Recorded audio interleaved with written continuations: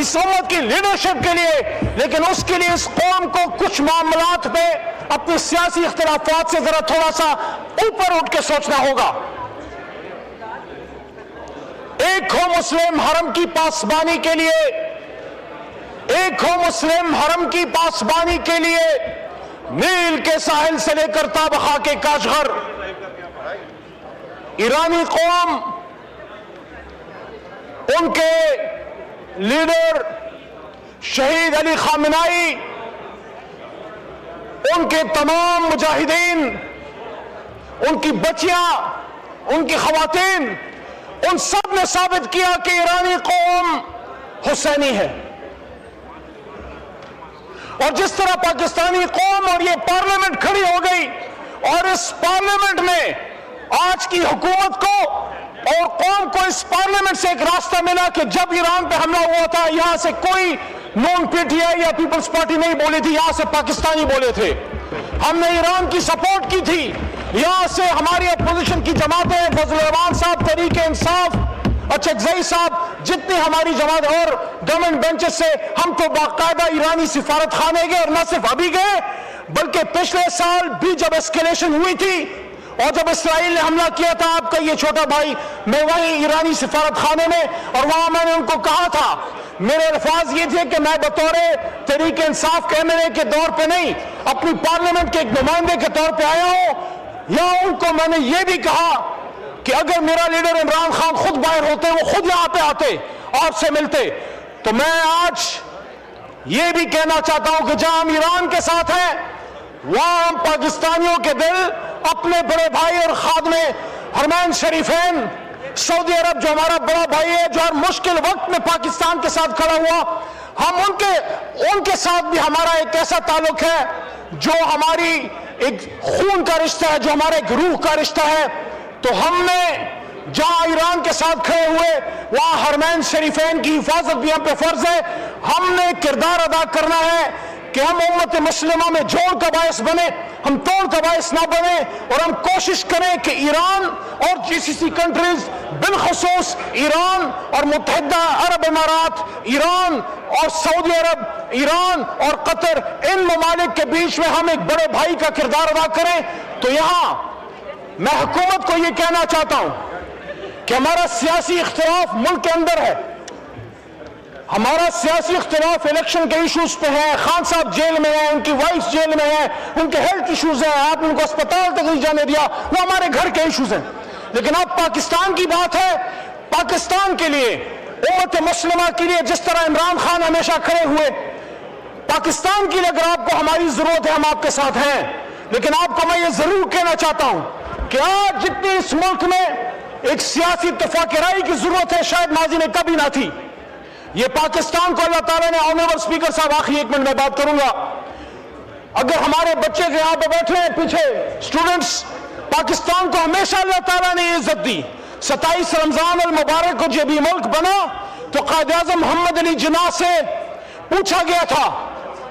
اور یہ ایک انٹرنیشنل لائف میگزین میں ان کا انٹرویو چھپ چکا ہے، جس میں قائد اعظم نے کہا تھا، ان سے پوچھا گیا کہ مسٹر جناح،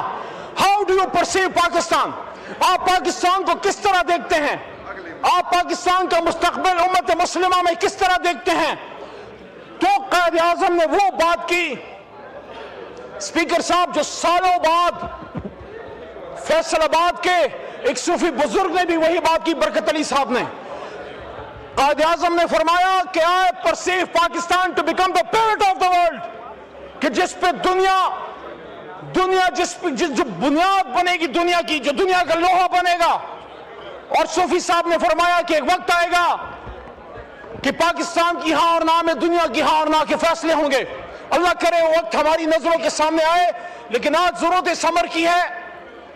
کہ وزیر اعظم پاکستان شہباز شریف صاحب اپنا ایک سیاسی رول ادا کریں۔ آج ہم سے بات کی گئی، آنریبل لا منسٹر صاحب کی طرف سے بات آئی کہ آپ اپنے احتجاج کو مؤخر کریں۔ میں آپ سے یہ درخواست کروں گا کہ آپ عمران خان صاحب کو انگیج کیجئے اور ایک اتفاق رائے کی صورتحال بنائیے، ان کو باہر لے کے آئیے۔ جب اس ملک میں اتفاق رائے ہوگا، سیاسی اتفاق رائے ہوگی، مخالفت برائے مخالفت نہیں، ایشوز پہ مخالفت ہوگی آپ خان صاحب کو لے کے آئیں, تمام سیاسی جماعتوں کو آپ انگیج کریں. یقین کریں جتنے آپ پاکستانی ہیں وہاں اتنے اس طرف بھی پاکستانی بیٹھے ہیں, اور پاکستان کا جس طرح میں نے کہا کہ اللہ نے یہ تاریخی رول لکھا, جو قائد کا ویژن تھا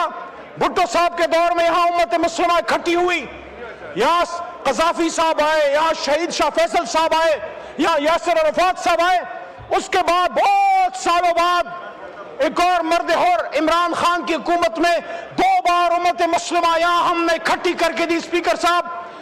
آنریبل اسپیکر صاحب آپ سے مخاطب ہوں, آپ یہاں اپوزیشن بینچز پہ بیٹھتے تھے, میں وہاں حکومتی بینچز پہ بیٹھتا تھا, اور یہاں عمران خان وزیر اعظم اور امت مسلمہ کی تمام قیادت یہاں موجود تھی. تو آج اسی کے تسلسل میں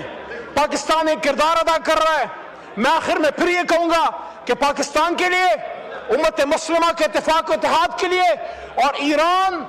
اور ظالم کو ظالم کہنا ہے, امریکہ اور اسرائیل, ان کے بیچ میں سیز فائر کے لیے آپ کو اپوزیشن سے جو تعاون چاہیے ہم دیں گے. لیکن آپ کا بھی فرض بنتا ہے اسپیکر صاحب, حکومت کا فرض بنتا ہے کہ اس ملک کے سابق وزیر اعظم کو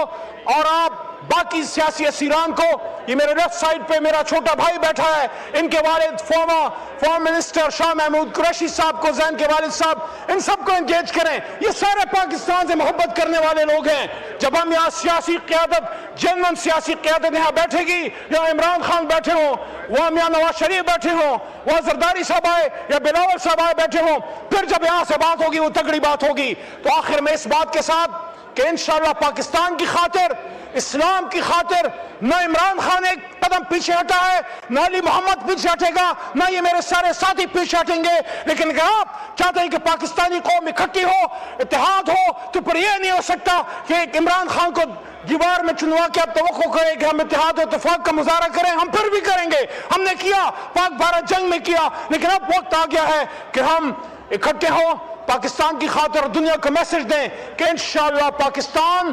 ایران کے لیے وہ کردار ادا کرے گا جو ایک بڑا بھائی ایک چھوٹے بھائی کے لیے ادا کرتا ہے. پاکستان زندہ باد.